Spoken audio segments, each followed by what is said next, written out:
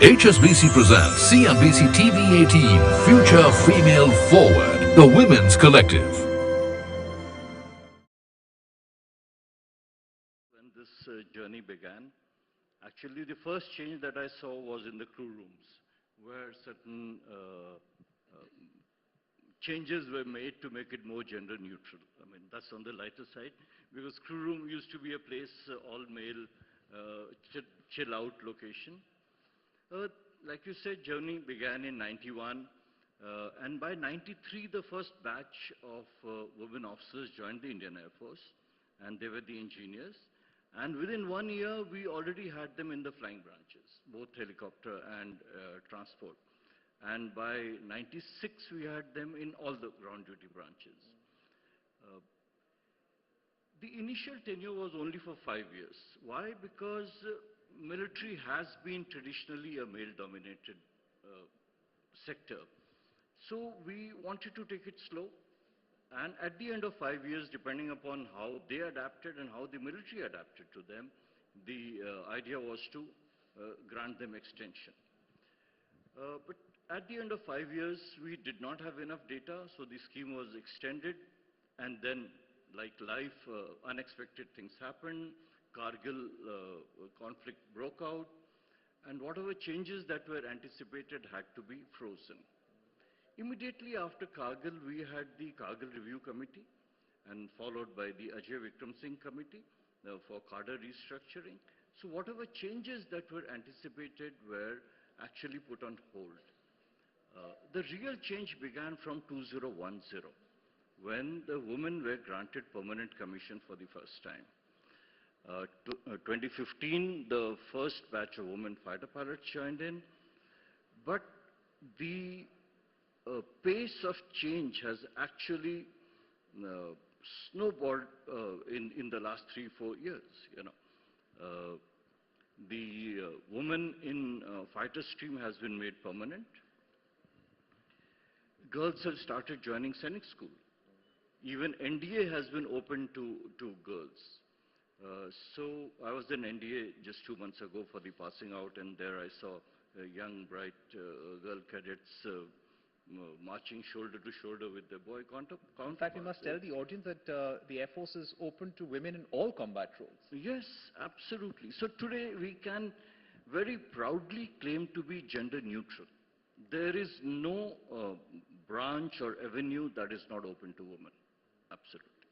Right. Now, when it comes to getting women into all combat roles, give us a sense of the kind of challenges there are, especially getting them into the fighter stream. You know, every soldier is part of combat, irrespective of what he or she is doing. You know, I'll take you back to Balakot, and the next day, you know, if you recall, we shot down one Pakistan aircraft, fighter aircraft. And who was responsible for that? Squadron leader Minty Agarwal, a woman fighter controller. So she has been, and like her, many women, even in Kargil in 99, there were so many of them who were flying the transports, the helicopter, doing controlling, both on radar and in the air traffic, maintaining aircraft, loading weapons. So in some form or the other, each one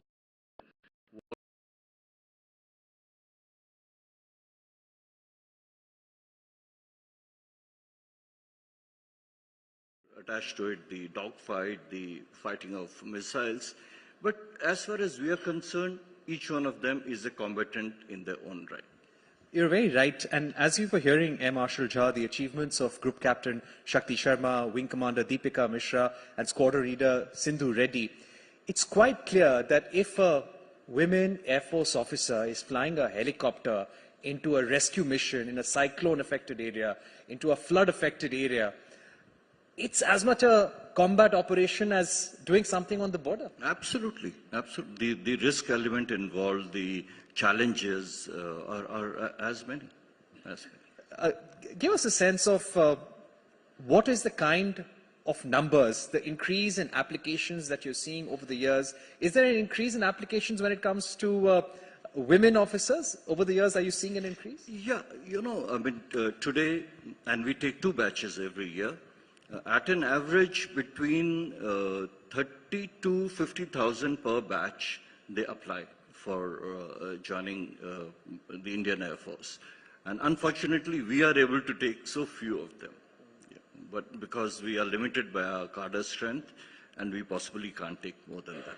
Right. So you have about 2,000 women in the Air Force right now, and of course the numbers will increase.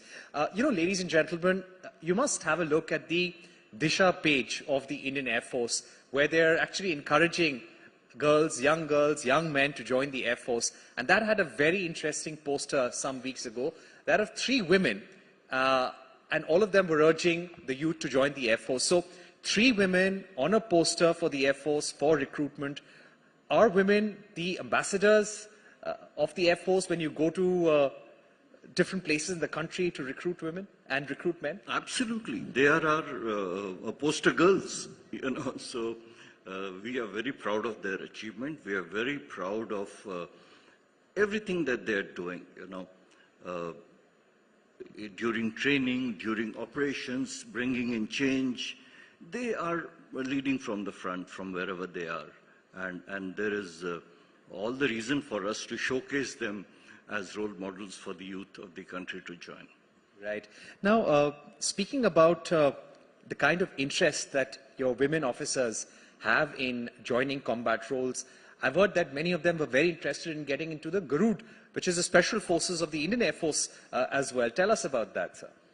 Yeah, Garud is a special forces, like you mentioned. They undertake very high-risk missions. But to be able to undertake those high-risk missions, they have to attain very high levels of physical fitness. And it's the selection process itself is extremely grueling, and the training even more so.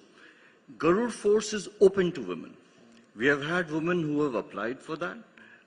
Unfortunately, no one as yet has succeeded in completing this course, but I'm certain it's just a matter of time when women will be found even in Garud Forces. Over the years, what are some of the changes that you've had to make? Were there more physical changes in training centers, or was it changing the mindset? Both.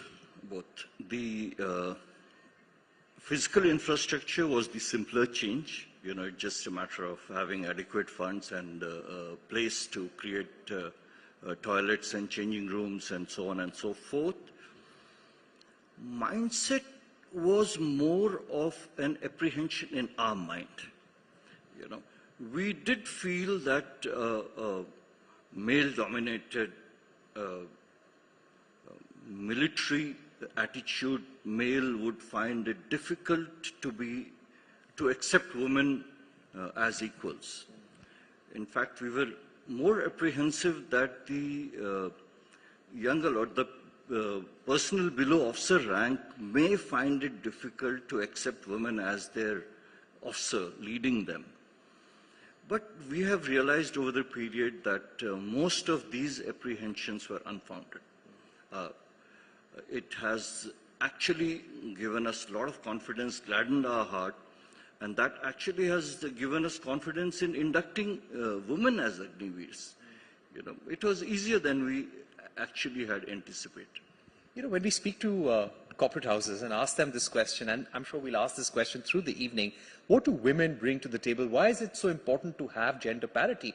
This is no longer a choice. This is something we need. We need more women to contribute to the workforce, and everyone says this leads to more balanced decision making. But if we ask you that question, what do women bring to the forces worldwide? Women do bring balance. There is no doubt about it. They also bring in a certain level of sanity, a different perspective, how small decisions can affect in ways that men cannot even imagine, perhaps, So it is good to see officers like Group Captain Shakti Sharma, who are in higher ranks, and we'll soon have more of them. They present a different perspective, and that's invaluable. Because ultimately, military, during war or combat situations, and even in peacetime, after all, affects lives. And it is important to have a wholesome, balanced view of the effect that military can have on life rather than just a one-side story. We have had a women organization in terms of AFWA, but since they are not part of the policy making, their influence has been limited in more of welfare, and they have contributed tremendously. But having women amongst us drafting policies and giving valuable inputs on it, it's been very good. Very good. And you've just started inducting women through the Agniveer scheme. Yeah. Women who will be inducted will be called Agniveer Vayus, if I'm not wrong. How's that experience been? How enthusiastic are these young cadets who are training right now? Give us a sense of the kind of interest you saw for this scheme, especially from women and young girls. I have been involved in the Agnipath scheme, and right from beginning, I was Joint Secretary Air before I became the Air Officer in Charge Personnel, and right from the inception of the scheme, I have been part of it. The 31 years experience, or it was 28 odd years till that time, has come handy in actually opening the doors for women in Agniveer. We have had 28,000 women applicants for the first batch. Even though our numbers are very limited, we have taken only 155. So almost 1 in 200 is what we have selected. An absolutely brilliant crowd has come in. I would like to share with this audience that the enthusiasm, because our teams reach out far and wide, and the enthusiasm in the girls from, I'll just digress a little bit. What excites us most is that a large section of women did not think it possible to join the armed forces, because at that time you could join only as officers. But this Agniveer Vayu scheme has now given this aspiration to a majority of the girls from tier 2, tier 3 cities, even rural areas, a desire to be part of the armed forces. And that is truly exciting. Many of them will remain with us after 4 years, but many more who go back to society are the ones who will be the real change makers for this country. Having seen Air Force, having seen a way of life, like our officer put it, having seen what and armed forces, the Air Force particularly, we are very proud of it. We offer the best that this country has to offer. Okay, so having seen that best way of life, they'll be game changers. This is our 4th week of training for the first batch. There are issues that the muscle mass of the people from these rural areas is not adequate. Some of them are anemic. So we have scientifically designed weight training for them, scientifically designed diet for building muscle mass. We are laying artificial tracks for so that the stress fracture and the other things that used to happen earlier don't happen. Each one of them, when they go back to society, will carry this message in some form or the other. And their sisters, their cousins, as they grow, their daughters, they will perhaps not suffer the same thing that the present lot has suffered. So that way, we in the armed forces always keep feeding back, other than war, other than combat, other than providing security, how else can we contribute to the society? And this is a huge, huge, huge opportunity through the large number of women Agniveer who will go back to contribute to the nation at all times. No, that's beautifully put, and we'll sum it up now, Air Marshal Jha. My final question to you would be, today anyone aspiring to join the armed forces, especially the Air Force, what are really the avenues, the range of activities and manner in which they can contribute to the nation. If today you had to inspire a young girl to join the Air Force, what would you say? I would say to the young girl that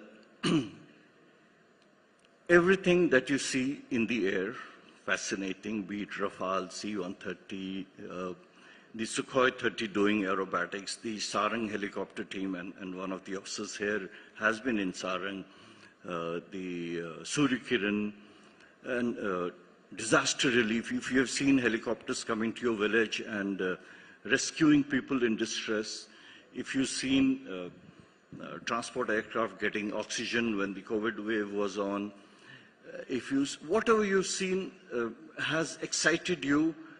If you've seen high technology, if you've seen supply chain management, you name it, because the armed forces, the Air Force is a complete system in its own. It's a self-sufficient system.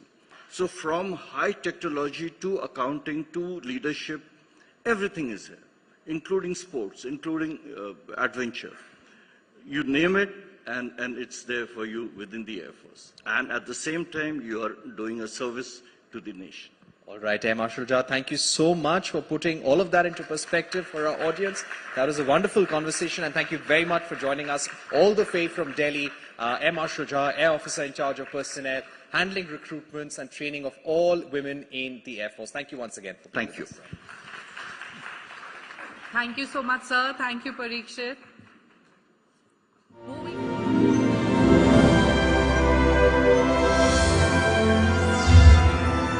HSBC presents CNBC-TV18 Future Female Forward, the Women's Collective.